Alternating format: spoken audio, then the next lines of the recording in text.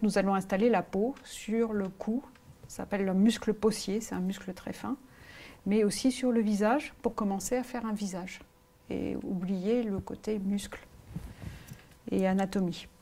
Alors vous êtes obligé de remettre de la barbotine, donc vous refaites vos croisillons et on va coller, on va plaquer des fines plaques de terre qui symboliseront la peau sur le crâne.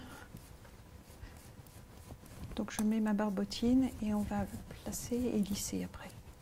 J'ai préparé des plaques très fines. Je les ai faites en mettant un tissu sur une planche et en utilisant mon rouleau à pâtisserie pour bien écraser de façon régulière. Donc cette plaque, même chose, je lui mets un peu de barbotine au dos. Un peu de croisillon, un peu de barbotine pour qu'elle adhère bien. Et je vais la placer comme ça, sur le corps. Donc elle va épouser la forme du corps et elle va combler ce vide qui est là. Alors Léonard de Vinci, pour représenter derrière la peau, à ce niveau, vous avez des tas de muscles qui sont tendus, qui s'appellent les scalènes. Et Léonard de Vinci, il avait tendu des fils tout autour du cou, comme ça, pour symboliser ces muscles. Ce sont des muscles possiers que vous pouvez voir quand vous faites une grimace qui consiste à tendre la bouche, à serrer la bouche, à tendre comme ça, et vous avez les muscles du cou qui vont se tendre. Et c'est comme ça qu'on retrouve les muscles possiers. Ce sont les seuls muscles qui musclent la poitrine d'ailleurs, qui est en dessous, les muscles possiers. Alors je tends ça, vous voyez, je l'applique comme ça. Elle épouse la forme. J'essaye de faire ressortir à chaque fois la forme de la clavicule, la forme du sternum. Donc j'ai installé les muscles de la peau ici. J'ai bien souligné la fourchette sternale. Je vous ai expliqué qu'il y avait comme 4 branches de fourchette qui sont rattachées au sternum, ici, puis de l'autre côté. Je vais combler, il y a encore de la peau à mettre ici et à tasser. Et puis, je voulais vous parler du cou, de la forme du cou. Donc, les hommes ont ici ce qu'on appelle vulgairement la pomme d'Adam. C'est un cartilage qui est accroché à la glande thyroïdienne. Et donc, il est très proéminent. Les femmes ont plus un cou arrondi parce que la thyroïde de la femme prend une forme arrondie qui va comme ça. D'accord ? Alors maintenant, on va continuer sur un cou d'homme, parce qu'on est en train de faire plutôt un homme qu'une femme, puisqu'il est assez fort. Et donc, j'installe la pomme d'Adam et on va installer ici la peau qui reste. Installer avant de passer au visage. J'économise un peu ma terre, je vais y mettre une bande plus légère. Hop. Barbotine, toujours.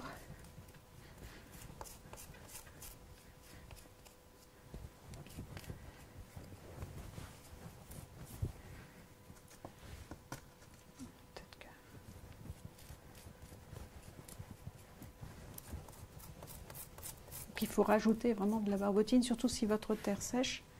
C'est vraiment important de rajouter. On va rajouter la peau. Donc on met une bande de peau ici.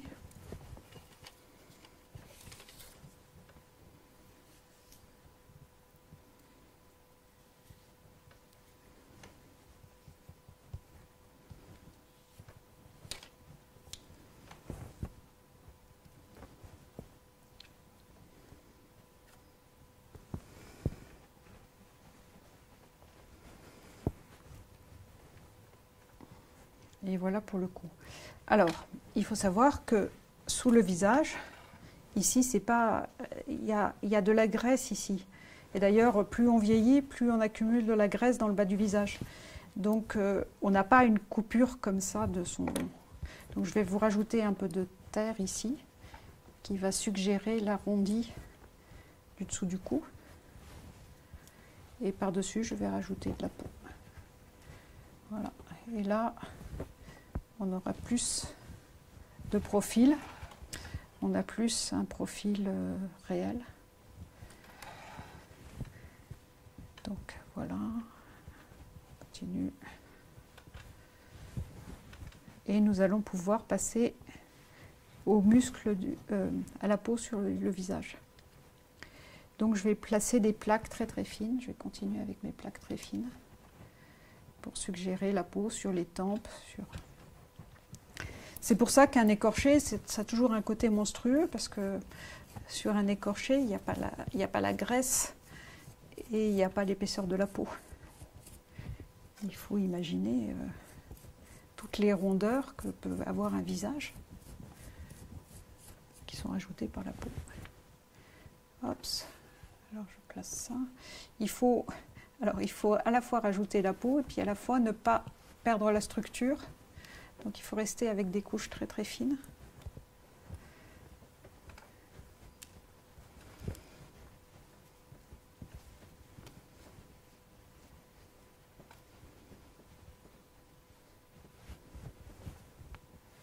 Il faut aussi essayer de commencer à installer le pavillon de l'oreille, parce que ça fait très très bizarre de ne pas avoir d'oreille.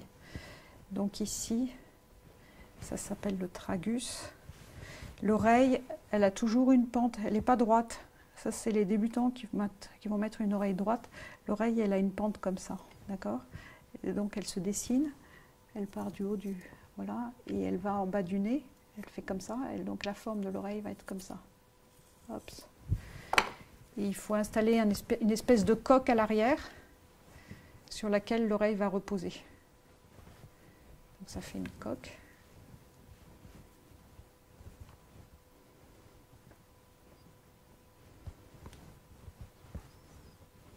Et par-dessus, vous installez une espèce de petite, voilà, petite forme comme ça. Vous allez tasser un peu sur l'arrivée. Vous devez vraiment bien essayer de la dégager à ce niveau pour qu'on ait l'impression d'une coque à l'arrière. Vous arrivez sur le pavillon de l'oreille.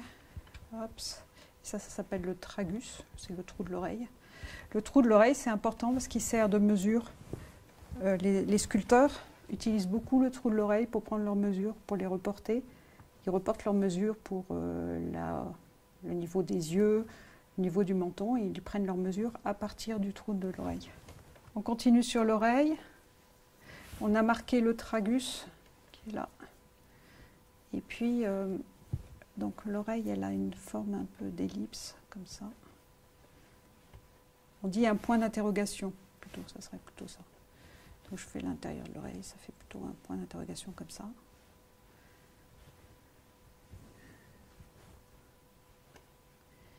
Et là, je vais combler. Ce qui est important, c'est de bien dégager l'arrière de l'oreille, qu'on comprenne qu'il y a un vide, sinon les oreilles, elles font plaquer contre le... Et c'est vraiment pas beau quand c'est plaqué contre un visage. Voilà. J'ai besoin de l'orienter parce que je vais vérifier. Je l'ai faite un peu petite, vous voyez. L'oreille, là, elle arrive au niveau de la narine en bas. Là, c'est le tragus. Et là, il en manque, parce qu'elle doit arriver à ce niveau. Donc, je rajoute tout de suite.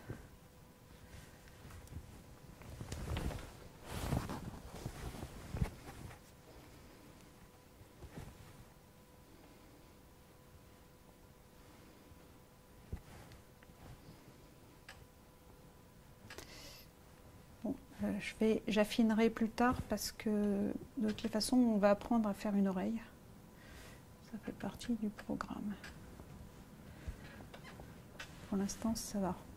On continue sur donc appliquer les muscles, la peau autour du visage. Donc l'avantage, c'est que vous voyez les os vont apparaître, c'est-à-dire que vous avez la structure de l'os zygomatique qui est là, la branche zygomatique qui est là.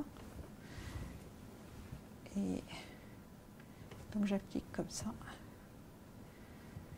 Il faut quand même mettre de la barbotine, ça j'ai un peu oublié, il faut absolument être très sérieux sur la barbotine, sinon tout va se décoller.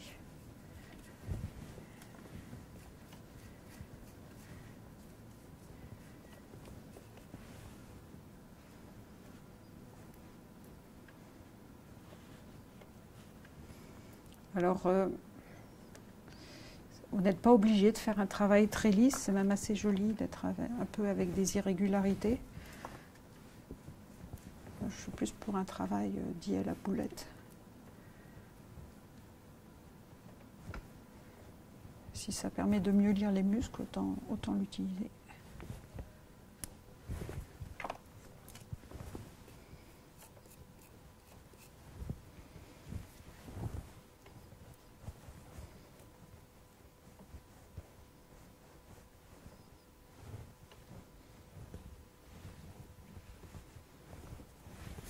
Alors j'ai un petit peu de profil, vous voyez j'en ai mis un peu trop là, je vais en retirer parce que ça ne peut pas être intéressant. Il y a un espace qui n'est pas respecté ici. Donc je retire, le bout du nez il est généralement carré, légèrement carré à ce niveau. Et cet espace est très important à analyser pour dire cette partie du visage. Donc là je comble légèrement, vous voyez c'est plus des petites plaques légères. Je vous déconseille vraiment de vouloir faire un travail trop lisse parce que vous n'en avez pas les moyens techniques et du coup travailler avec des petites plaques, des boulettes, c'est tout à fait, ça vous donnera un travail tout à fait réussi et intéressant. Donc là je continue, je place pour la bouche. Dernière pose pour la peau du visage, j'ai un petit peu affiné quand même la narine, vérifier la bouche. Alors il faut un peu adoucir ici. Voilà, j'ai ressorti un peu l'oreille parce qu'elle ne ressortait pas assez. Il faut que vraiment elle soit découpée, qu'on comprenne qu'elle arrive, que c'est un volume extérieur qui soit dans ce sens. Ah, je viens de retirer encore du... Mais dans l'exercice suivant, je vais vous expliquer comment exactement faire une oreille, faire un œil et finir la bouche. Donc là, à ce niveau, le visage pour la peau, la position de la peau est finie. Et nous allons aborder la dernière partie qui est la réalisation d'un œil, la réalisation d'un nez, la réalisation d'une bouche et la réalisation d'une oreille, que vous pourrez appliquer après ça directement sur le visage que vous venez de faire. Je pense que c'est bien de faire un exercice à part parce qu'il faut comprendre certaines choses sur l'œil et l'oreille et la bouche et réaliser des petits échantillons.